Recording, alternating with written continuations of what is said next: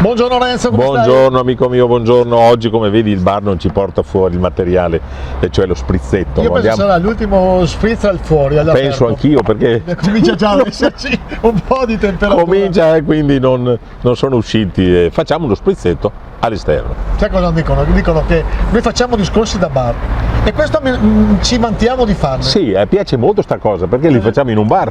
Effettivamente. Dei discorsi da bar. Allora, sai cosa volevo? Io sono venuto prima di te e ho girato per Rovigo. Sì. E purtroppo noto che a Rovigo i negozi stanno morendo, assolutamente.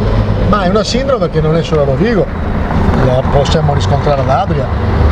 Qualche paese si salva, ne parlavamo prima fuori onda di Chioggia, che è un mondo a sé. Però effettivamente, oltre che molti negozi sono chiusi, non ci sono gente nei negozi.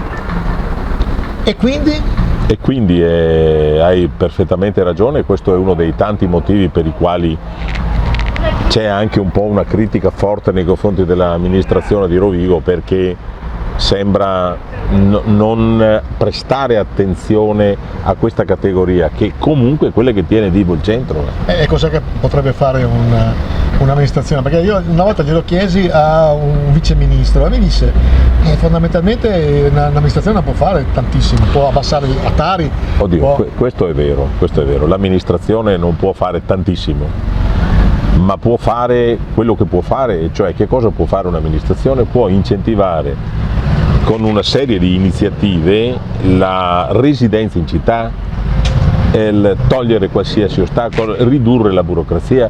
Il comune capoluogo è il regno della burocrazia, sai?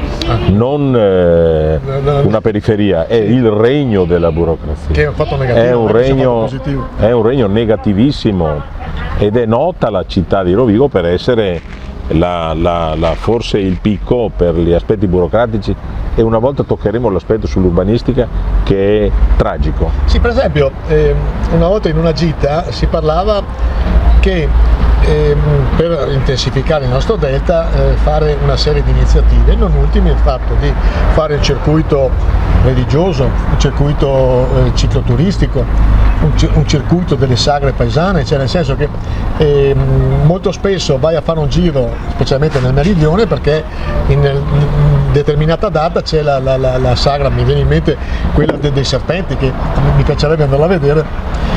Perché da noi non riusciamo a fare questo? Perché noi abbiamo una mentalità un po' chiusa. Per esempio, la promozione è un aspetto, so che è un po' costosa, ma è indispensabile per far sapere le cose. Senza dubbio. Per esempio, le amministrazioni comunali usano poco i nuovi canali dei social, o li usano solo per gli addetti ai lavori, e sono la pubblicità è l'anima del commercio. Se non si fanno, quindi in questo caso, se non si fanno sapere a tutti in modo capillare le iniziative che un'amministrazione fa, o quello che vorrebbe chiedere ai cittadini di potersi mettere in collaborazione, è uno sforzo che porta a chiudere l'amministrazione. Però io che seguo le amministrazioni per lavoro, facendo il giornalista eccetera, molto spesso vedo che non c'è sinergia tra le varie associazioni di categoria. Proloco per esempio, l'associazione Proloco, che dovrebbe essere quella che incentiva, ti ho detto, il circuito delle sagre.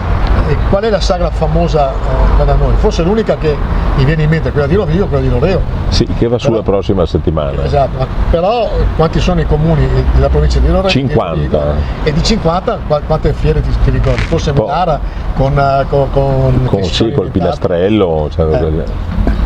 E quindi ci manca questo, quindi ci manca forse la sinergia, e dopo entriamo nel solito eterno discorso che perlomeno in provincia di Rovigo, visto che la conosciamo, non si riesce a fare squadra assolutamente niente. Ecco, il grande problema è che non si riesce a fare squadra a Rovigo, dove spesso la competizione fra un'amministrazione e l'altra, invece di essere competizione e collaborazione, anzi collaborazione e competizione, è competizione retriva, per cui la tale amministrazione parla male dell'altra.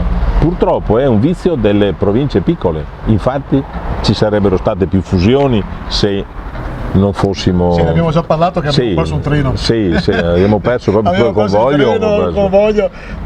quando si parlava con Monti di fare l'unione con Verona. Sì, lì fu lo Stato, lì fu il Parlamento che vide interrompersi il processo di fusione delle province, però i processi di fusione nei comuni è figlio dei comuni, dovrebbe cambiare la normativa, non dovrebbe aspettare il referendum con un'indagine finanziaria, 2 delibere di consiglio comunale, probabilmente con una maggioranza qualificata, cioè tipo i 2/3, se i 2/3 dei 2 consigli comunali. Non succederà mai. Ho paura che te capi ragione. Non succederà mai. Ho paura che te capi ragione. Frasinelli con Polesella. E quello che ha rifiutato è stato Frasinelli. Che sì, però fu il referendum.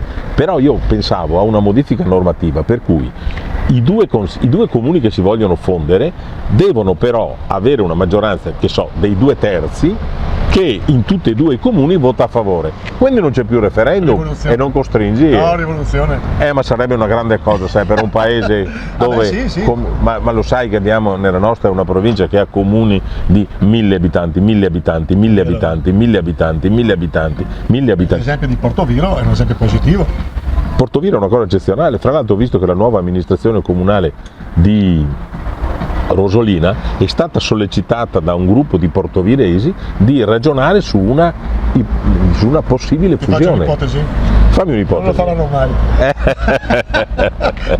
Io conosco un po' più di te di ma ti credo. Non lo faranno mai. Anche perché è partito da Portoviro e non da Rosolina. Allora io poi chiudo e andiamo a ordinare qualcosa. Perché sì, andiamo a ordinare qualcosa adesso. Moriamo di sete. Quando chiesi alla gente perché dovevano fare l'unione di 3 città, Loreo, Rosolina e Portoviro. Sì. E Portoviro capogruppo di quest'idea, e io andai a sentire a Loreo. A Loreo tutti mi hanno detto con i contaminanti no, perché ne mai affora tutto. Io credo che con questi presupposti. Onestamente i cittadini di Loreo volevano tenersi anche l'acquedotto. Quando 20 anni fa è stato obbligatorio fare la fusione degli acquedotti, c'era l'acquedotto di Loreo e basta, loro volevano tenere l'acquedotto di Loreo e basta, e lì è un problema di enclave. Comunque forse ho ragione io. Purtroppo com'è che si dice? Purtroppo mi tocca darti ragione. Vabbè. Purtroppo. Ok, qua non c'è niente da bere, adesso aspettiamo che ci portino uno sprizzettino, perché si chiama lo sprizzetto. Si chiama lo sprizzetto. Arrivederci, a domani. Ok?